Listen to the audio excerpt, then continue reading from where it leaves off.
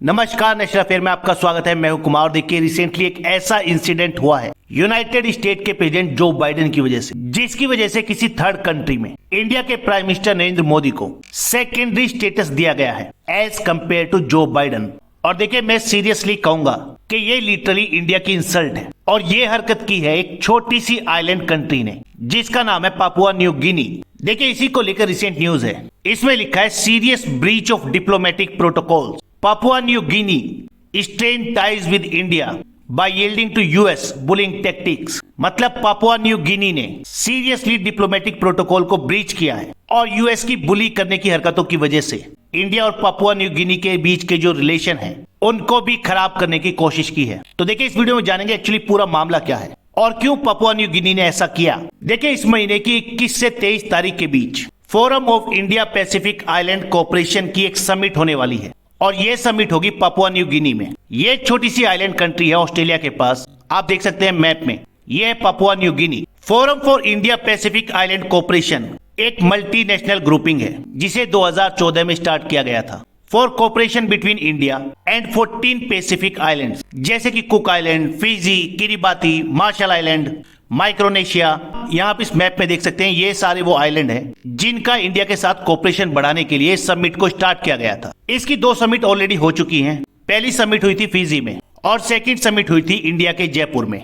और last year काफी negotiations के बाद ये डिसाइड हुआ था कि इसकी जो थर्ड समिट होगी उसे इंडिया और पापुआ न्यू गिनी जॉइंटली होस्ट करेंगे। और अब ये समिट होने वाला है 21 और 23 मई के बीच में पापुआ न्यू गिनी की कैपिटल पोर्ट मोरेस्बी में। जाहिर सी बात है, इसको ज्वाइन करने के लिए Indian prime minister Narendra Modi जाने वाले थे पापुआ न्यू गिनी और उनके साथ जाने वाला था एक हाई लेवल बिजनेस डेलीगेशन। और इस विजिट के दौरान इंडिया और इन आइलैंड कंट्रीज के बीच में कई एरियाज में इन्वेस्टमेंट को लेकर लंबी बातचीत होने वाली थी, जैसे कि oil and gas, pharmaceuticals, education, satellite, space industry. अब हालांकि देखिए, इस समिट में यूएस का कोई रोल नहीं है और ना ही यूएस के प्रेसिडेंट जो बाइडेन का यहाँ पर आने का कोई प्लान था। लेकिन अचानक से यूएस के प्रेसिडेंट जो बाइडेन ने इसमें एंट्री मार दी। अचानक से यूएस के प्रेसिडेंट जो बाइडेन ने अनाउंस कर दिया बिना इन्विटेशन के, बिना जरूरत के, कि वो एग्जैक्टली उसी दिन जिस दिन Indian prime minister Narendra Modi Papua New गिनी पहुंचेंगे, उसी दिन जो बाइडेन भी वहां पहुंचने वाले हैं और इस समिट को ज्वाइन करेंगे। और इस वजह से Indian prime minister Narendra Modi के साथ जो बड़ा और हाई लेवल बिजनेस डेलीगेशन जाने वाला था उससे कैंसिल करना पड़ा। और देखिए, हालांकि इस चीज पर शायद बात ना हो रही हो, लेकिन इस आइलैंड कंट्री ने जो किया है यूएस के कहने पर, इसे इंडिया में कंसीडर किया जा रहा है as a serious breach of diplomatic protocol which is established. और ऐसा माना जा रहा है कि यूएस के प्रेसिडेंट जो बाइडेन के समिट में आने से इंडिया के प्राइम मिनिस्टर नरेंद्र मोदी को सेकंड ग्रेड ट्रीटमेंट दिया गया है, जो एक डेमोक्रेटिकली इलेक्टेड लीडर है वर्ल्ड की लार्जेस्ट डेमोक्रेसी के। अब देखिए, मेन स्ट्रीम मीडिया में ऐसी भी न्यूज है कि जो बाइडेन ने ऑस्ट्रेलिया और न्यूजीलैंड के प्राइम मिनिस्टर को इंस्ट्रक्ट किया है कि वो भी 22 मई को पैसिफिक आइलैंड फोरम को अटेंड करें उनके साथ, जब जो बाइडेन पापुआ न्यू गिनी में होंगे, केवल 3 घंटे के लिए।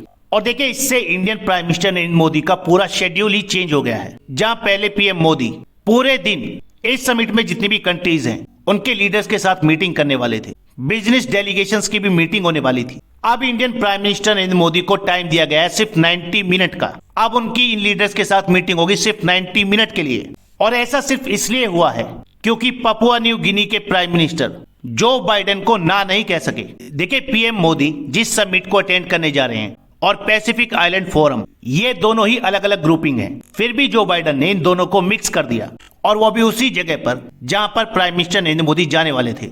और पापुआ न्यू गिनी के जो प्राइम मिनिस्टर हैं उन्होंने लास्ट मिनट पर जो बाइडेन को एकोमोडेट करने के लिए Indian prime minister Narendra Modi का सारा शेड्यूल ही चेंज कर दिया। अब देखिए, हैरानी वाली बात यह है कि किसी को समझ नहीं आ रहा कि यूएस के प्रेसिडेंट को अचानक से इस फोरम में इस तरीके से घुसने की जरूरत क्या थी, जबकि जो बाइडेन का जो शेड्यूल है वो ऑलरेडी काफी बिजी था। 22 मई से कुछ दिन पहले ही G7 समिट होने वाली है जापान में और वहां पर जो बाइडेन ऑलरेडी उसके लीडर्स से मिलने वाले हैं। उसके बाद 24 मई को क्वाड लीडर्स की मीटिंग होने वाली है ऑस्ट्रेलिया के सिडनी में और वहां भी जो बाइडेन जाने वाले हैं। और उसके बाद जो बाइडेन ट्रेवल करने वाले हैं साउथ पैसिफिक रीजन के लिए, जहां वो ऑलरेडी पैसिफिक आइलैंड फोरम के लीडर से मिलते उनकी कंट्रीज में जाकर। लेकिन फिर भी अचानक से क्या जरूरत आ गई जो बाइडेन को, जो वो पहुंच गए उस जगह पर जहां पर प्राइम मिनिस्टर नरेंद्र मोदी जा रहे हैं। इंडिया के डिप्लोमेटिक कॉरिडोर्स में इस चीज को अच्छे से नहीं लिया जाएगा और इसका सबसे ज्यादा नुकसान होगा पपुआ न्यू गिनी को, जो हालांकि वेस्ट के साथ अपने रिलेशन तो इंप्रूव करना चाहता है, लेकिन साथ ही ये भी चाहता है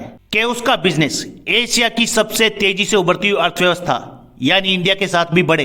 देखिए, इंडिया के प्राइम मिनिस्टर नरेंद्र मोदी ये जो समिट अटेंड करने जा रहे हैं पपुआ न्यू गिनी में, इसको लेकर ऑलरेडी काफी हाइप है। और ये जो इवेंट हुआ है रिसेंटली, ये दिखाता है कि यूएस में और वेस्टर्न कंट्रीज में प्राइम मिनिस्टर नरेंद्र मोदी की इस विजिट को लेकर ऑलरेडी काफी फियर है। और ये इवेंट ये भी दिखाता है कि कैसे जियोपॉलिटिकल इश्यूज में इंडिया का और इंडिया के प्राइम मिनिस्टर नरेंद्र मोदी का रोल बढ़ रहा है। क्योंकि आप इस कंट्री की और इन आइलैंड्स की लोकेशन देख सकते हैं। इंडो पैसिफिक पॉलिसी के लिए आइलैंड स्ट्रेटेजिकली काफी इंपोर्टेंट है। उम्मीद करते हैं छोटी सी आइलैंड कंट्री इस चीज की सीरियसनेस को समझेगी और समझेगी कि इस चीज से कितना पोटेंशियल डैमेज हो सकता है। क्योंकि पीएम मोदी को सेकंड स्टेटस दिया गया है as compare to Joe Biden, which is not acceptable to all Indians. और ये हरकत तब की है इस कंट्री ने जब इस समिट के लिए पिछले पूरे 1 साल से नेगोशिएशंस हुई हैं। हालांकि फिलहाल पपुआ न्यू गिनी और इंडिया के बीच का जो ट्रेड है वो सिर्फ $200 मिलियन US का है। लेकिन ऐसी उम्मीद की जा रही थी कि इस समिट के बाद आने वाले कुछ ही सालों में ये ट्रेड कई बिलियन डॉलर तक पहुंच सकता है,